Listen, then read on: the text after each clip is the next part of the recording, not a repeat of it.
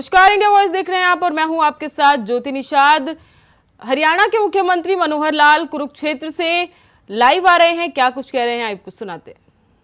यह गीता महोत्सव के नाम से चलता था। सबसे पहले तो 2002 में प्रधानमंत्री उस समय श्री अटल बिहारी वाजपेयी जी ने इसको न केवल अपने कुरुक्षेत्र तक सीमित रखा बल्कि इसको प्रदेश यानी देशव्यापी राष्ट्रव्यापी कहा कि दूसरे प्रांतों में भी इसकी छटा बिखरनी चाहिए, वहां कार्यक्रम होने चाहिए। और फिर आज के प्रधानमंत्री श्री नरेंद्र मोदी जी ने जब ये कहा कि अगर इसको विश्वव्यापी बनाना है तो कुरुक्षेत्र के अंदर हमको एक बड़े स्वरूप के अंदर इसकी मान्यता दिलानी पड़ेगी। और जब 2014 में उन्होंने कहा, हमारी सरकार 2014 में आई, हमने आते ही विचार किया कि क्यों नहीं इसका अंतर्राष्ट्रीय स्वरूप बनाया जाए। और 2016 से लगातार ये 8वां वर्ष है। अब इस उत्सव का स्वरूप जो है विश्वव्यापी बन गया है। विदेशों से बहुत लोग आते हैं, लाखों लोग, यानी इस बार का आंकड़ा स्वामी जी बता रहे थे कि 30 लाख पार कर गया है। 30 लाख। आज 17 दिन हो गए, कल 18वां दिन है। योजना से 18 दिन का ये उत्सव के 18 अध्याय हैं, तो 18 का एक आंकड़ा लेकर के हम चलें।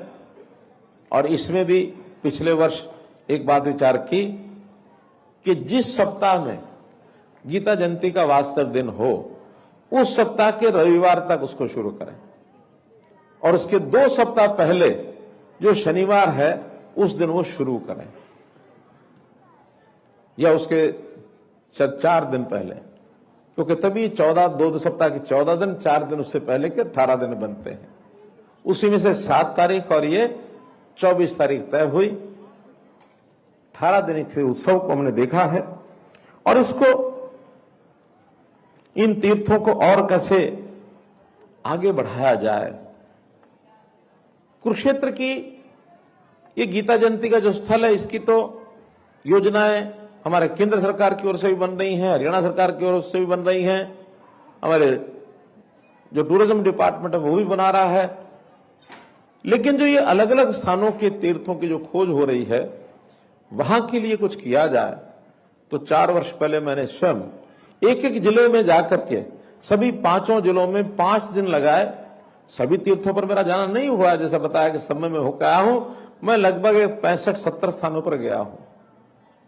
मेरी इच्छा है कि मैं सब पर जाके आऊं, समय मिलेगा वैसे देखेंगे। लेकिन उन सब स्थानों के ऊपर जो जो आवश्यकता महसूस हुई, कहीं सरोवर का पुनरुद्धार करना है, कहीं मंदिर के अंदर कोई चीज की आवश्यकता है, कोई शेड बनाना है, कहीं शौचालय बनाने हैं, कहीं घाट बनने हैं, तो इन सब स्थानों के लिए जहां जैसी आवश्यकता थी उन योजनाओं को उन्होंने बनाया है। अब मैं ऐसा अनुमान लगा सकता हूं कि लगभग इन स्थानों के ऊपर अभी तक 100 करोड़ रुपए का खर्च अनुमान तक हो चुका होगा, कुरुक्षेत्र के स्थानों को छोड़कर।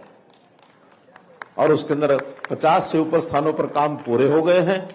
इतने ही काम अभी चालू भी हैं, कुछ स्थानों पर भी नहीं भी शुरू हुए हैं। जैसा जैसा वहां की योजना बनेगी वैसा वैसा इन कामों को आगे बढ़ाएंगे।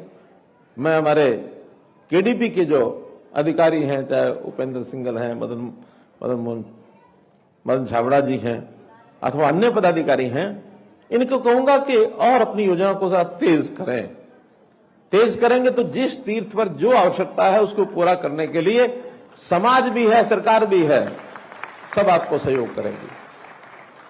और हां, ये सारे काम केवल सरकार पर निर्भर नहीं रहते, समाज भी इसके लिए योगदान करता है। क्योंकि हमारा जितना तीर्थाटन है इस समाज के लोग आगे लेके बढ़ते हैं। सरकारें अपने हाथ में रखे तो सफल हो ही नहीं सकता। श्रद्धा का जो विषय होता, समाज जब उसको करता तब आगे बढ़ता है। तो जितने हमारे तीर्थ स्थल हैं ये 182, मेरा निवेदन है कि सब जगह एक टीम, एक टोली, किसी संत महापुरुष के देखरेख में कोई संरक्षक, वहां का कोई संत हो अथवा वहां का गांव का कोई बड़ा बुजुर्ग व्यक्ति है जिसका समाज के कामों में रुचि है, उनकी देखरेख में 5 की 7 की एक टोली बनाए और उस तीर्थ स्थान पर क्या हम कर सकते हैं, उस तीर्थ स्थान के लिए उस गांव का भी योगदान करा सकते हैं। पैसे से हो चाहे ना हो, कम से कम वर्ष में कुछ दिन कार सेवा के नाते सरोवर साफ करना है, उस कार सेवा को हम करा सकते हैं। या कहीं से हमको मटेरियल मिल गया, ईंटें मिल गई, तो उनको लगाने के लिए वहां उसको चिनाई करने का या उसको मजदूरी करने का काम हम गांव के लोग कर सकते हैं।